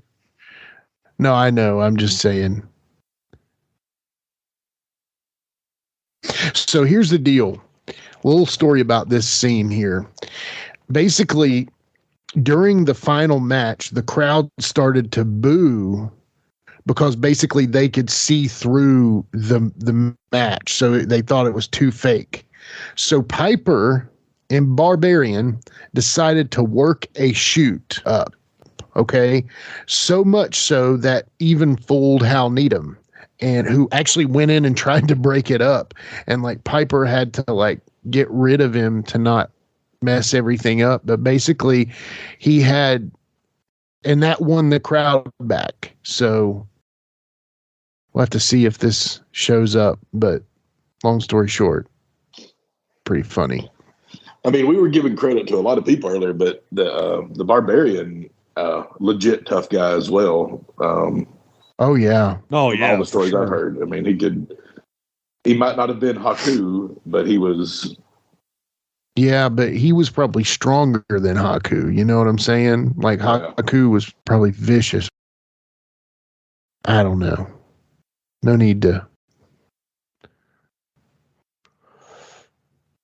Now, is that the Sheik that the AWA Rimco Sheik? Yes. That's like worth so much money. Sheik Adnan and Al Casey. So much money.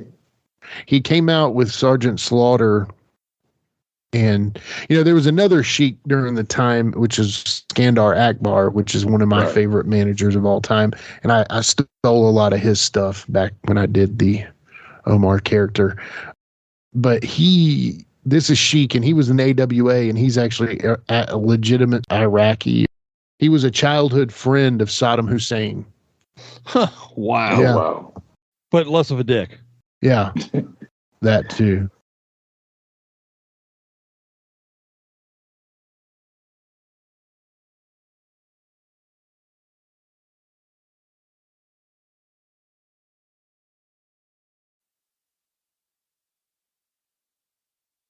Get in there, Piper. Oh, Bruno's like, I tell you this, man. Who is doing this stuff, man? I tell you this, man. Can hear you calling it in ring. Oh, there's a high spot. Yeah.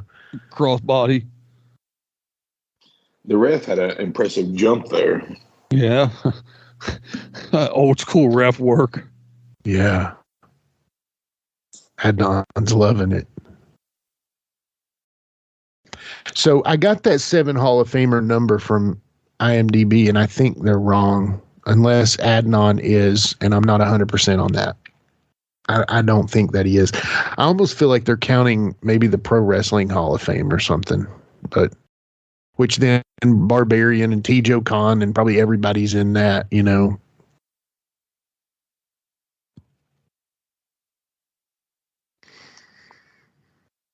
Look at Piper go. Yeah. He already poked him in the eyes. That was one of the Piper classic Siggies. Yeah. I love that dude. Adnan wrestled Andre the Giant in 1971 in Baghdad. Oh, wow. Okay. With Saddam Hussein. In his corner? It's his tag partner. Hey, come here. I will kill you and then Hitler next. And he beat I think he beat Andre. Yeah, he defeated Andre. Andre would not be able to leave country. Yeah.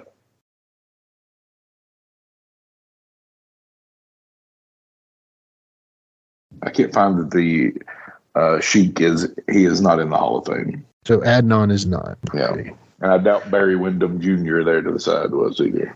Unless that was Jeff Jarrett. Yeah.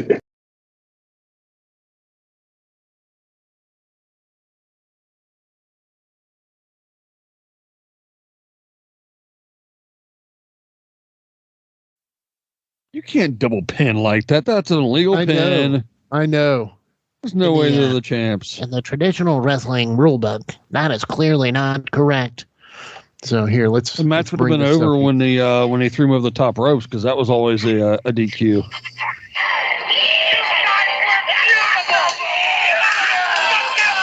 Classic 80s movie ending here.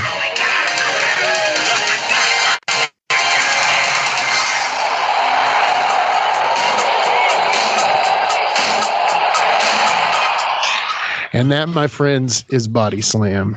Bravo. All right, folks. That was Body Slam. Jimmy, how excited are you that we got to do Body Slam? First of all, it was a feat. Y'all don't understand what we went through to make this happen. I mean, Dan's down an electronic device right now. I mean, yeah.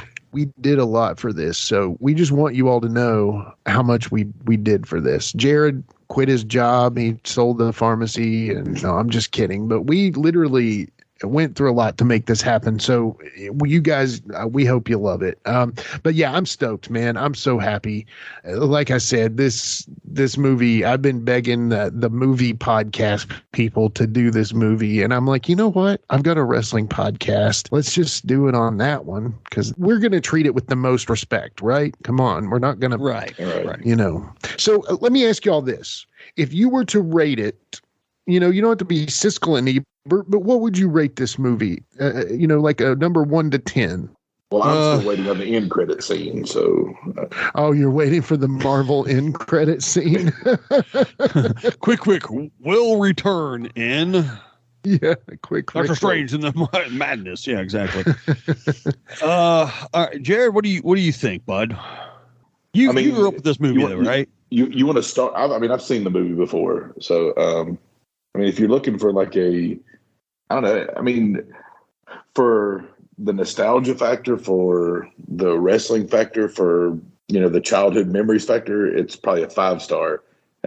Probably going to be a 3-star for rating it as an overall movie. I mean, you don't. I'm not going in expecting this to win the best movie ever, like The Highlander or anything like that. But so out of 10, you're giving it 5. Oh, I thought you wanted 5. Okay. Yeah, I see what you're doing there.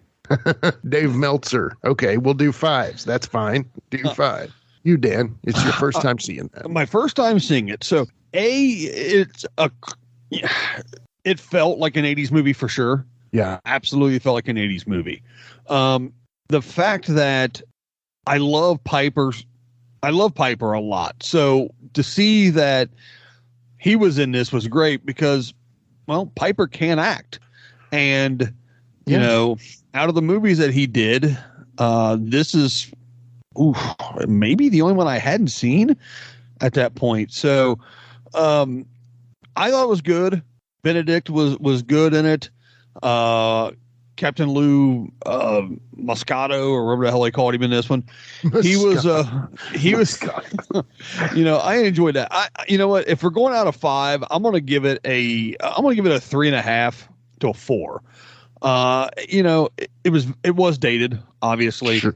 Yeah. But again, I'm gonna give it a 4. A solid 4, because Billy Barty, C. Nelson Riley, Dirk Benedict, and then all of the other people I look at and I go, oh, yeah, that guy was in this, and oh, that guy was in that. It was like an old 80s hug Right.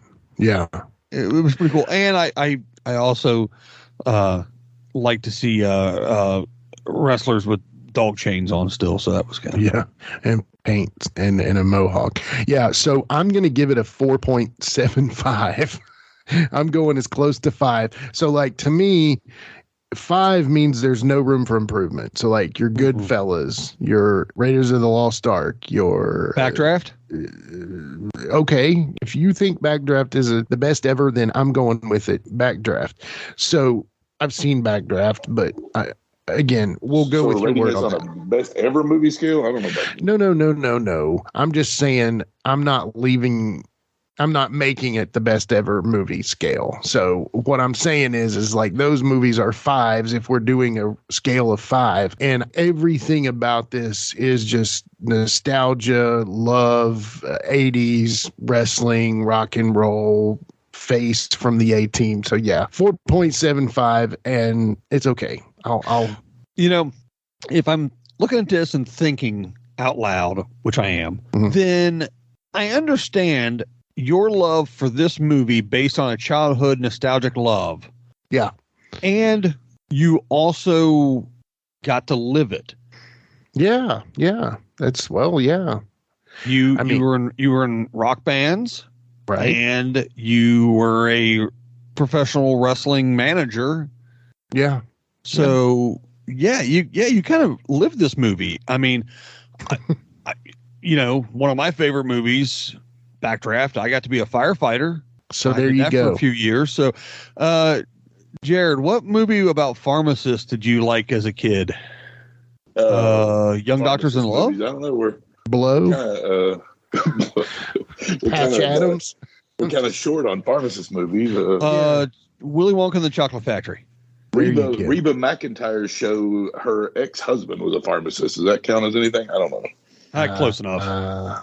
We'll go with that. Hey, if Dolly Parton can be in the Rock and Roll Hall, then yeah, that's fine. Well, but she declined though. No, she accepted.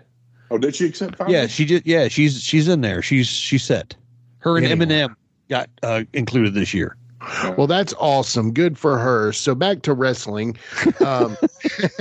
Anyway, thank y'all for doing this with me. Like I said, listeners, we hope y'all enjoy.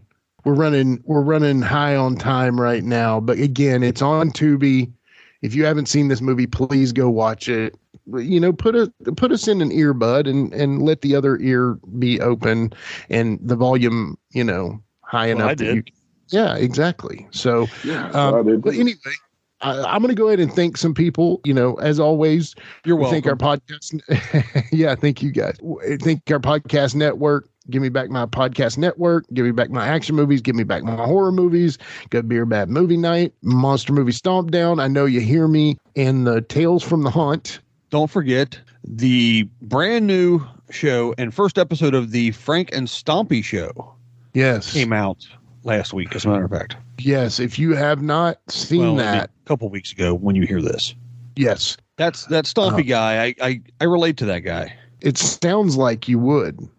Yeah. He's a pretty good dude. I like that guy. Yeah. So go ahead and check those out. Give me back my podcast network Facebook page. Give us a like on GMBMPW on Facebook, Twitter, Instagram. Also doing big things on YouTube right now too. Look us up as Give Me Back My Pro Wrestling. We currently are running some really cool videos thanks to our very own The Plastic Sheik, who has invented a new method for us to get more listeners on the show and more eyes on the prize, So he thinks he's Scorsese now. Yeah, Scorsese of the 30-second video. I love it. Exactly. Hey, also, quick shout out to Captain's Corner. Yes, of course. If you guys want any type of virtual wrestling, I guess, memorabilia signed out, check out their stuff. The Captain's Corner, they've always got someone new coming on there. It seems like every week or two or so, they have a huge, would you say a plethora? A plethora of guests on there. Get with them. This is a plug, obviously, for him, but I actually purchased something from him a little while ago for a friend of mine. Came in, beautiful, everything was great with it. So definitely give them a look if you're looking for any type of autographed memorabilia. Yeah, Nick does big things. Also, Gene and the gang at the Cheap Eat TV Podcast Network doing cool things. They just did a whole new revamp of their show. Looks awesome. Looks like, they're making segments and all these cool things. So really, lots to listen to. We just appreciate when y'all listen to us. I'm always James Rock Street at Twitter, Instagram, and YouTube. So you can find me on there. Warforged Dan on Instagram. Yeah, for today. Pretty soon, the Plastic Sheik on something, but look for that. I want to make a new thing on Instagram called Sheik's Purchase of the Week. Just thinking. Well, I'm sure his wife will love that. My wife will love that. Yeah. We can kayfabe that, guys. Come on. Hey, actually, Sheik, why don't you go ahead and get on the old what's the one where all the TikTok? Get on the TikTok. Sure. Well, I'll get on TikTok with our YouTube shorts, merge them over there. So there you go. See that? See, I'm so hip to the new technology. Yeah. Anyway, we'll figure that out, guys. But thank y'all for listening. Enjoy Body Slam. Next show, you'll see something new from us. We don't know what it is. No, we have no idea. But I would like to, before we get off here real quick, I would like to send out a personal thanks to everyone listening, because we have now multiple times scored in the top podcast in our category on iTunes.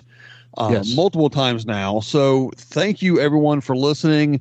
And, it's a real good boost to know that people are listening to this and enjoying it. I can just talk to hear myself talk, but to know that you guys are actually listening to it and enjoying it.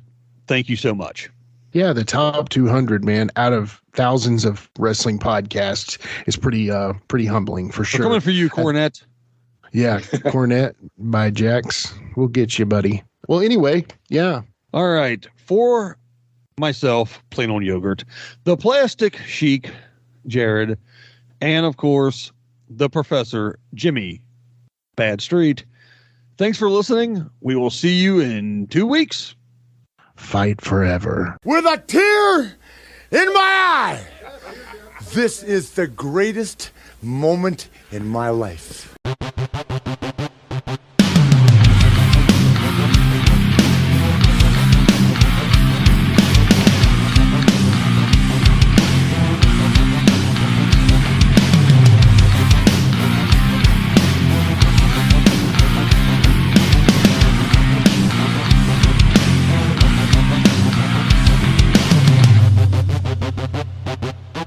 We'll see you later.